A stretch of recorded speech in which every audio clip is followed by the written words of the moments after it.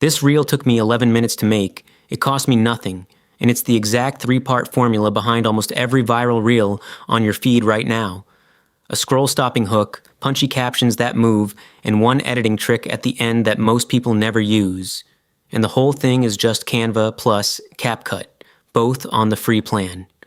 By the end of this video, you'll have your own reel, built from scratch, exported the right way, and I'll show you the one export mistake that quietly kills your reach on Instagram, so stick around for that. Let's get into Canva. First thing, the canvas. In Canva, click Create a Design, top right, and search for Instagram Reel. You want the video one, 1080 by 1920, portrait. Don't grab a story template or a post and try to stretch it later, because your text will sit in the wrong safe zones and Instagram will crop right over it.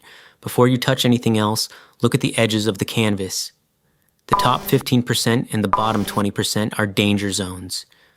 That's where Instagram lays its own interface. Your caption, the audio tag, the share buttons. Anything important lives in the middle of the frame. Keep that in your head the whole way through. Slide 1 is your hook, and it has one job: stop the thumb. You've got well under a second, so we're doing big text, high contrast, no clutter. Click text, add a heading, and type your hook.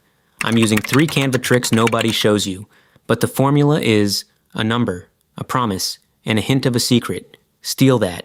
If you're staring at a blank heading wondering what to write, here are the 3 hook formulas that carry most viral reels. 1. The number promise. 3 Canva tricks nobody shows you. 2. The call out. If you sell on Etsy, stop making this mistake. You name your exact viewer, and they physically cannot scroll past. 3. The forbidden one. I wasn't going to share this. Curiosity does the rest. Write yours with one of those 3, and you're ahead of 90% of the feed before you've touched a single animation. Now make it impossible to ignore. Font matters more than you think. Go bold, go heavy. I'm using Archivo Black. Bump the size until it nearly touches the edges, then set your 2 colors, one for the background, one for the text, and make them fight each other. Dark background, electric text. If your brand colors are soft pastels, this is the one place you betray them. One more layer.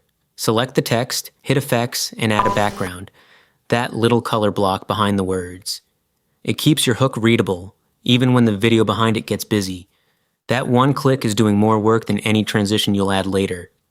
Now duplicate that slide 3 times, the little duplicate icon, right here. Same background, same fonts, same positions. That consistency is what makes it feel designed instead of thrown together, and it means the text lands in the same spot every slide, which matters when we animate. Slides 2, 3, and 4 are your actual content. 1 idea per slide, 1 line of setup, and 1 line of payoff. Nobody reads a paragraph in a reel. If a slide needs more than 2 short lines, it's 2 slides. Let's make it feel alive. Photos or graphics, click Elements, and if you're dropping a product shot or a face in, use Edit Photo and Background Remover. Yes, that's now on the free tier, so it sits on your color instead of inside a white box. Animation time, and here's the rule. 1 animation style for the whole reel. Select the page, click Animate, and look at these. For reels, you want the aggressive ones. Pop, tumble, breathe. I'm using pop. Click it once, and it applies to the page. Do the same on every slide. Skip the gentle fades. Gentle reads as slow, and slow gets scrolled. Now, timing. Each slide's got a duration on it. Click the little clock. Hook slide, 1.5 seconds, no longer. Content slides, 2 to 2.5 seconds each. That feels brutally fast while you're editing and exactly right when you're scrolling. 1 last page before we export. Duplicate your hook slide 1 more time and tweak it into a cover. This page never plays in the reel. It's the frame people see on your profile grid. Same hook text, but shrink it a touch and pull it dead center because the grid crops reels to a square. 30 seconds now saves your profile from looking like a row of decapitated sentences. Export, share, top right, download. And here's the bit people miss. File type, MP4 video, not PNG. Or you lose every animation you just set. Quality 1080, download it. Canva's done its job, it's given us a clean branded animation, but a Canva export on its own still feels like a slideshow.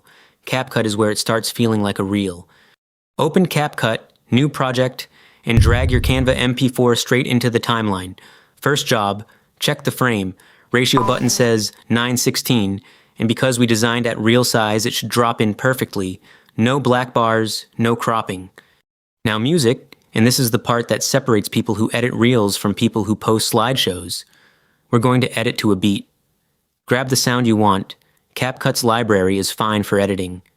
But remember what I said about export at the end, because we are not keeping this audio. It's scaffolding. Right-click the track and hit beat detection. CapCut marks the beats as little dots on the audio. Now split your Canva clip so every slide change lands on a beat. Select the clip, playhead on the beat, split. When the visual hits the beat, the reel feels expensive. It's a 5-minute job, and it's the single biggest upgrade you can make. If there's any voiceover or talking in your reel, captions are not optional. Most people watch with the sound off. Text, auto captions, generate. CapCut transcribes the whole thing in about 10 seconds. Then style them once, and it applies everywhere. Pick a caption preset, but change the colors to yours.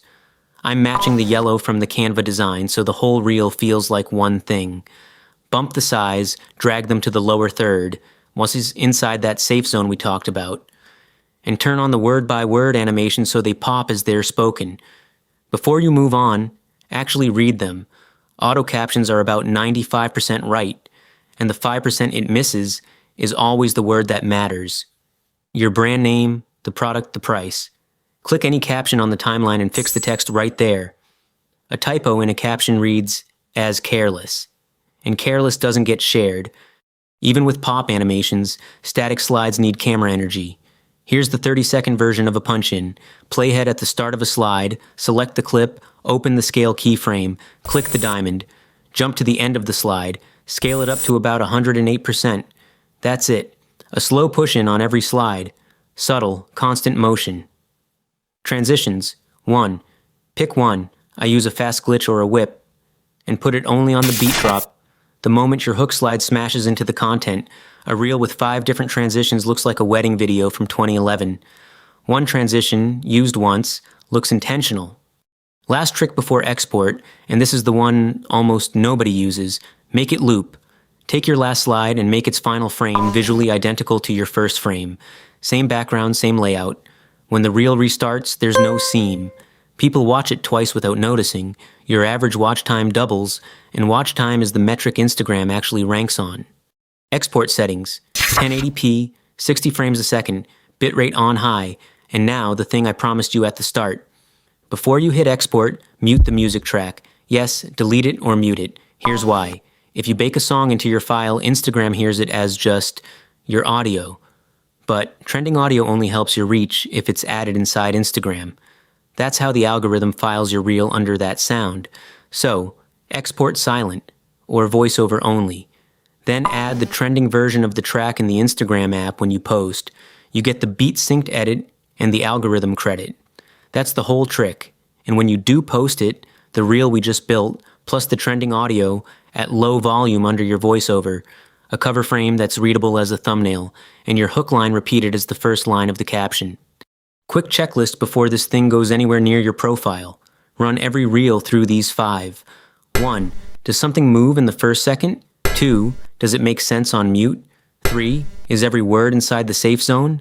4. Does the ending loop back to the start? 5. Is the music added in Instagram, not baked into the file? 5 yeses and you post it. Any no, and you now know exactly which 2 minutes of this video to rewatch. So that's the full system. Canva for a branded animated base, hook, value, loop, CapCut for the beat sync, the captions, the punch-ins, and the silent export that keeps the algorithm on your side. Total cost, nothing. Total time, about 15 minutes once you've done it twice. If you want the Canva side to go deeper, labels, avatars, full designs, the playlist on screen has you covered. Subscribe if this saved you some guesswork, and I'll see you in the next one.